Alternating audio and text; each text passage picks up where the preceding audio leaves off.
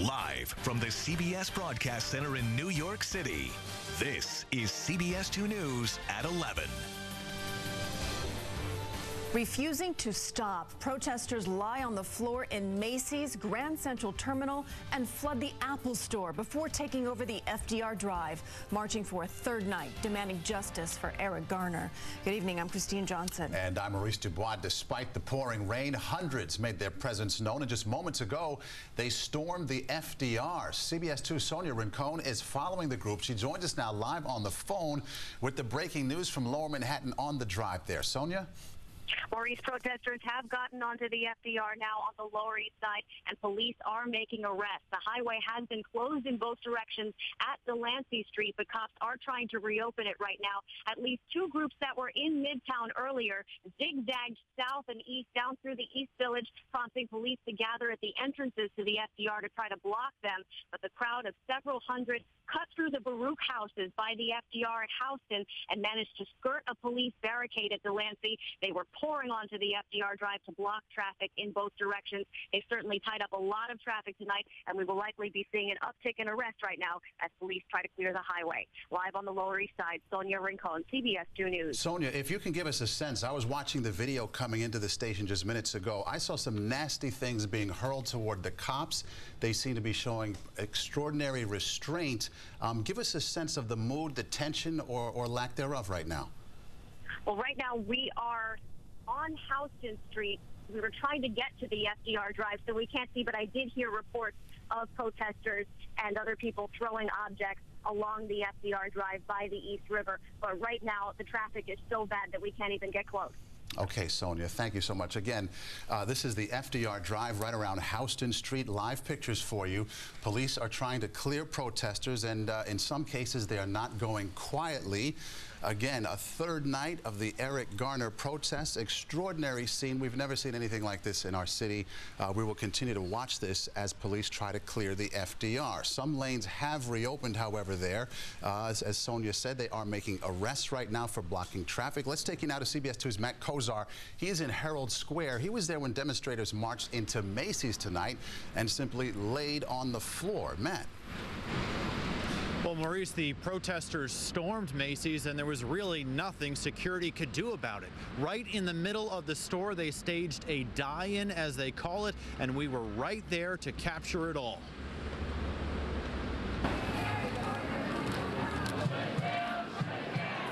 At the height of the holiday shopping season, they poured into Macy's on 34th Street, the country's largest department store, an iconic landmark famous around the world. Shoppers could barely move as protesters flooded the first floor. Some frustrated, others appreciated the message. And I think it is okay that they tell their opinion. What's the point of coming into Macy's? We have to let people know. Dr. Martin Luther King said that our freedom is intrinsically connected, and people really don't understand that. Don't shoot! Rain and chill did not dissuade hundreds from protesting the grand jury's decision in the Eric Garner case. And the guy said he cannot breathe.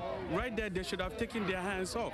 For a third day, they tied up traffic, marching through the streets and into businesses like the Apple Store, where they staged a die-in.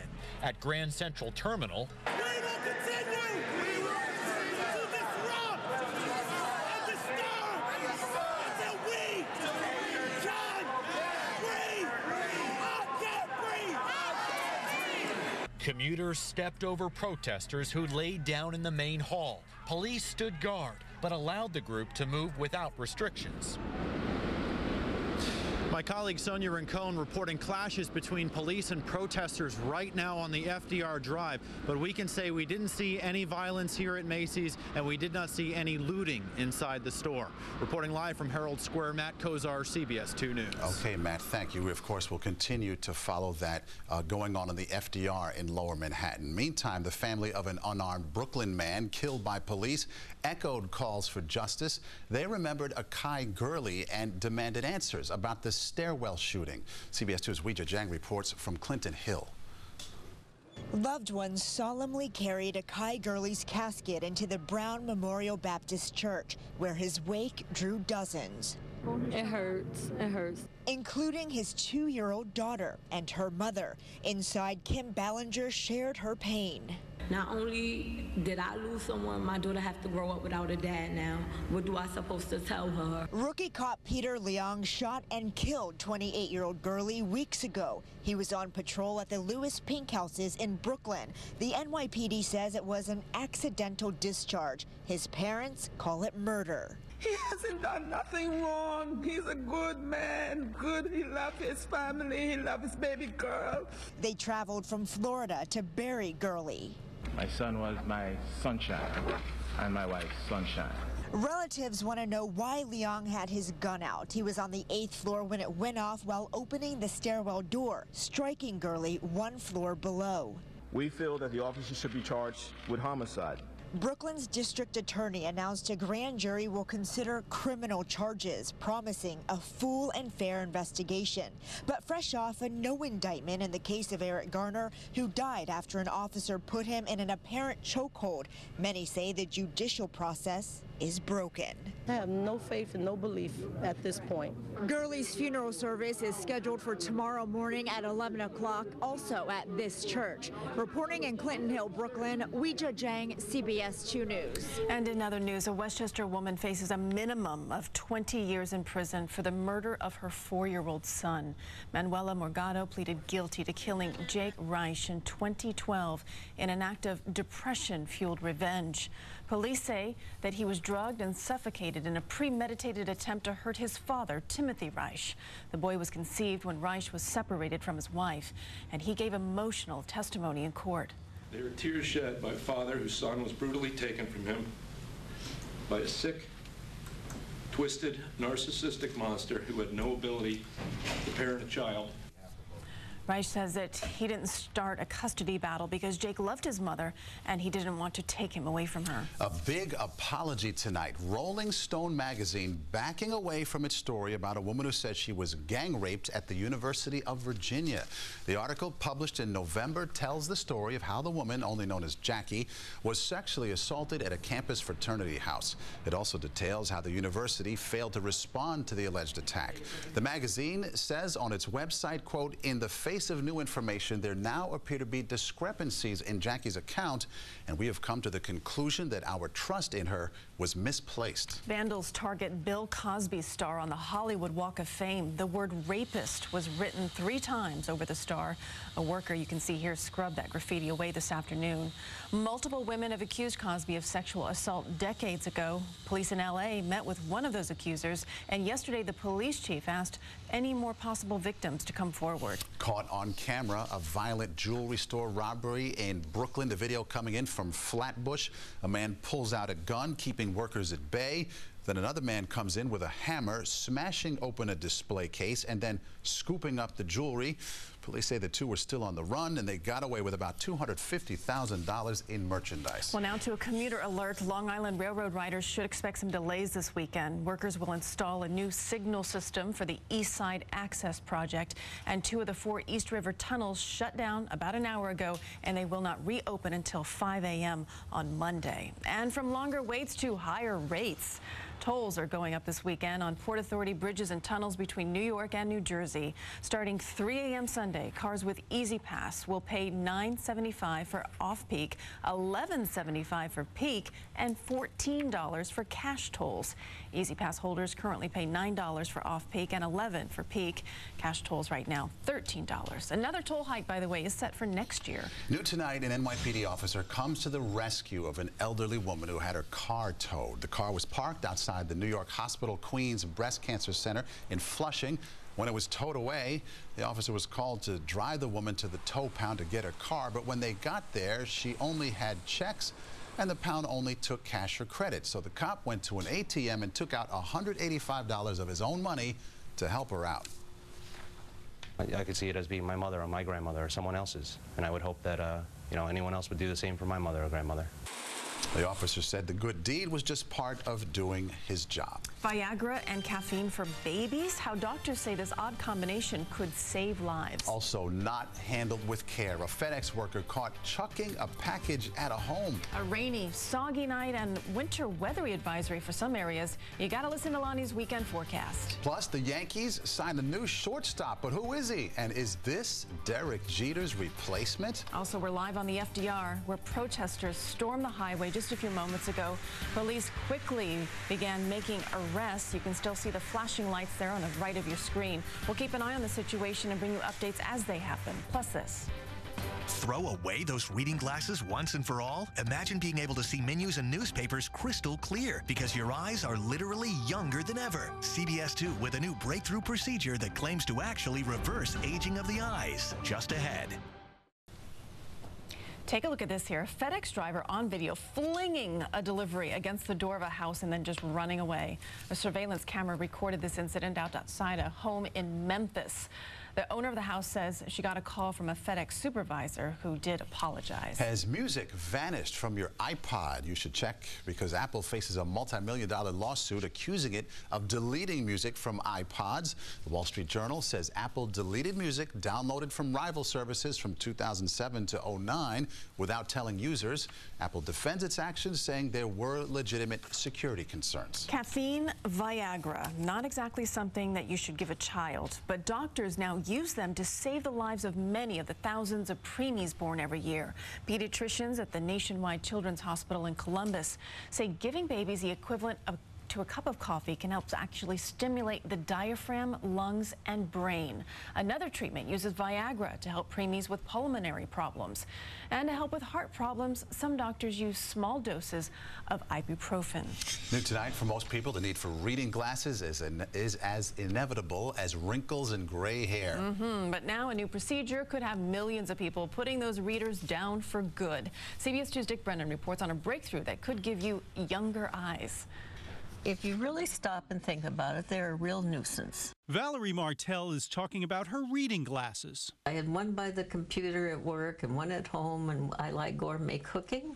So I had one in the kitchen, so I must have had like 10 or 15 pairs. But those days are over for Martell. She no longer needs her readers because she underwent a new experimental procedure called the Raindrop Near Vision Inlay. The way the raindrop corneal inlay works is by causing a slight change in the shape of the cornea, which allows light to be focused better for reading. Ophthalmologist Ralph Chu says, like the popular LASIK surgery, which corrects nearsightedness as well as farsightedness, the raindrop procedure requires creating an opening in the cornea.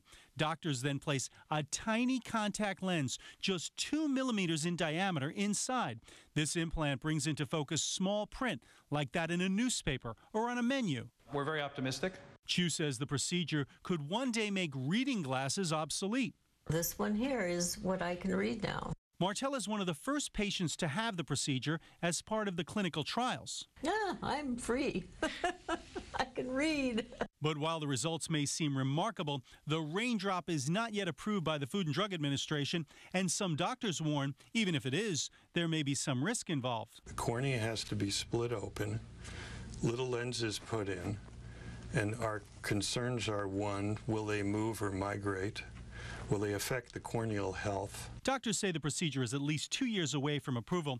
Martell says she hopes it will help others lose their readers for good. I don't have to be looking for glasses, you know, and it's helped in my job. It's helped in my just being able to do whatever I want to do. Experts say the cost of this new procedure will be similar to that of LASIK, which could run up to $4,000. Dick Brennan, CBS 2 News. Well, if you find your morning cup of coffee to be a bit bitter, it might be because of your mug. Researchers found that the color of a mug influences the way we perceive the taste of coffee. Those drinking out of a white mug said their coffee was more bitter compared to those drinking out of colored mugs. The doctors say it's all in your head and that we've been psychologically conditioned to expect certain tastes from certain colors. That's why my clear mug tastes the best. No color. No and if you get the younger eye procedure, you can see the coffee better. There you go. And then it'll taste even better. Okay. Let's get our forecast now from CBS 2's Lonnie Quinn. I can't see you, Lonnie. I'm sorry. My eyes are too old. I'm just wondering, what does my coffee mug say if I've got the pictures of my kids on it? Anybody? That you're a happy dad. Exactly. So it just puts me in an agitated mood. What I've got for you outside right now, guys, you're looking into Times Square, and it's foggy, right? And there's some rain that's falling as well. Temperatures coming in at 42 degrees. Your winds are not doing too much of anything. But let's talk about my headlines, because in the morning hours, there's going to be some spotty rain out there, but not everybody gets it. That's why we're calling it spotty rain. It's heaviest and most prevalent in the second half of your day, especially in the nighttime hours. As of right now, the concern is for slippery roads. And if you take a look, the National Weather Service, in fact, has a winter weather advisory for Sussex County, Orange County, Sullivan, Ulster, and Dutchess. That's until 8 o'clock tomorrow morning. And sure enough, here's your vortex satellite and radar picture to match that warning. You'll see Sussex County, Orange County, Sullivan, Ulster, Dutchess with the little flashes of pink.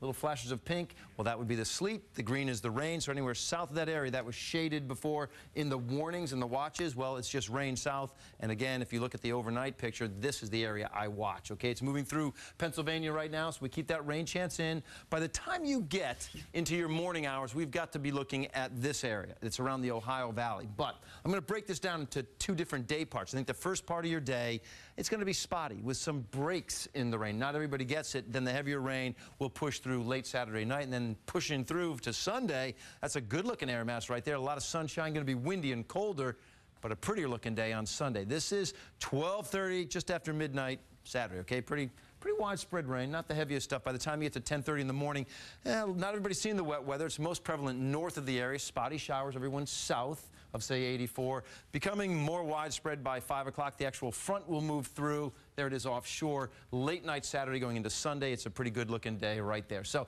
this is what you should be planning on in terms of how much rain. Numbers have come down a little bit. Now it looks to be somewhere around an inch for just about everybody. But your day on Saturday is still not a washout. The heaviest wet weather is going to be at night on Saturday. Sunday, the prettier day, but it's colder, feeling like the 30s all day long. And then on Tuesday, we watch for the possibility of a storm. But you're waking up tomorrow morning to spotty rain showers at 43. Into your afternoon we go, and the temperature will hit 53. It's going to be on again, off again rain. It becomes steadier later into the day. Your extended forecast will show you Sunday, clearer sky, 43, but that wind's going to make it feel like the 30s all day long. Monday, 42, and then the storm possibility. It's a possibility, okay? We're not in all agreement with the models, but it would be on Tuesday. And we just have to watch where it's going to go. We sure will. That's what we'll do. Thank you, Lonnie. Well, the nominations to the Grammy Awards are finally in.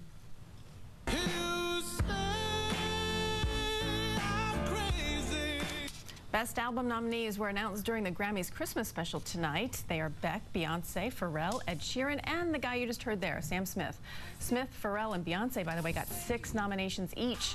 You can watch the Grammy Awards ceremony live right here on CBS2, February 8th. Always a good show. CBS2's Steve Overmeyer in tonight, talking sports in for Otis. Hey, Steve. Hey, Maurice. Listen, a couple of days here before the winter meetings and the Yankees making 2 big moves. And the Knicks have been historically bad this year, but could they, for one night, find the magic touch? We'll show you next in sports. Steve Overmeyer is in for Otis tonight, and there was a hint of hope in your voice there about the Knicks. Wasn't there? You know, I know it was a little bit of a tease, though, okay. Because I got to be honest here. I mean, at some point, Derek Fisher has to be asking himself, what did I get myself into? I mean, nobody expected the Knicks to contend for a title this year. But is 5 wins in the first month and a half too much to ask here? Lincoln High School grad Lance Stevenson hadn't had exactly a great start in Charlotte, but, well, that'll work. 22 points as the Hornets have a 20-point lead. The Knicks really are just a jump shooting team. They score the fewest points in the league when they drive to the hoop. So ride the three-pointer, and they hit 10 of them. When Carmelo Anthony gets hot, nobody can stop him. 32 points, and he brings the Knicks all the way back to take the lead with seconds left. So they're up a point in the final seconds. Charlotte turns to Kemba Walker. And the Bronx native closes out the game in style. The Knicks' losing streak now runs to 7, and it ends the Hornets' 10-game skid. Nets back in action after beating the Knicks and the Spurs this week, but they got blindsided by the Hawks in Brooklyn. Atlanta outscored them by 23 in the second quarter, 9 turnovers for the Nets in the opening half. And then DeMar Carroll really rubbing it in, beating the halftime buzzer here. Hawks by 21, and it got worse. Nets plead no contest in a 98-75 final from the Barclays Center. All right, the Yankees make 2 moves today. The biggest was signing a pitcher, Andrew Miller, to a 4-year contract. Now, you might not know him yet, but he is an elite reliever who will definitely strengthen this bullpen. The other move was a trade for shortstop Didi Gregorius. Yeah, he is the answer to the trivia question, who replaces Derek Jeter, but he's not exactly a complete player yet. He has great range, he shores up the defense up the middle, but he's not a great hitter. So Derek Jeter won't have one replacement because Gregorius will be vying time with another shortstop. At the very least, we expect him to be utilized in probably in a platoon with Brendan Ryan until he separates himself. High-end projections, we think that there's more in the tank there as he continues to develop, and so I think he's an exciting talent, but obviously he's not a finished product. All right, is there some tension now between coaches and the Jets organization? We'll talk about that. And at basketball game, how did a car end up here? Look at that upper right-hand corner. We'll explain when sports comes back. Welcome back. Well, new reports say there is tension between Jets coach Rex Ryan and offensive coordinator Marty Mornhinweg. One report says Rex was trying to fire Marty a couple of times this season, a report Ryan called bogus. The Jets have the 29th ranked offense in the NFL this year, and at 2-10 this season, this is certainly not a year that this team expected. But this week, Rex made it clear to me they are not going out quietly. Well, the sting of a loss, hurts, and when you've had, the season that we've had, it's just, sometimes you're like, golly, what do we have to do? Well, the season hasn't gone the way we wanted. That's clear, but we can finish on a strong note. All right, there was finally a bit of a traffic jam at an NBA game between the Blazers and the Pacers. Somehow, this car gets stuck in the tunnel opening sideways. It's actually a car-shaped blimp that broke down mid-flight. They fly those around to drop envelopes to fans. Their only option was to force it through the tunnel after they deflated it a little bit. I think it took like 20 minutes for them to finally I think they need to let a little more air out before they try that. I know. I think they need to wear a seatbelt when they're riding. It's a little dangerous. What happened to the days of just shooting those T-shirt cannons? That was fun enough, T-shirt guns, no kidding. Right. Nobody was hurt, though, right? Yeah, nobody was hurt. Nobody got hurt. No fatalities. All right, thanks, Steve. Back in just a minute. Thank you for joining us tonight. Late Show's next. Dave's got Tom Selleck and music from Foo Fighters. For the entire CBS 2 News team, good night, good weekend. Good night. You've been watching CBS 2 News in high definition.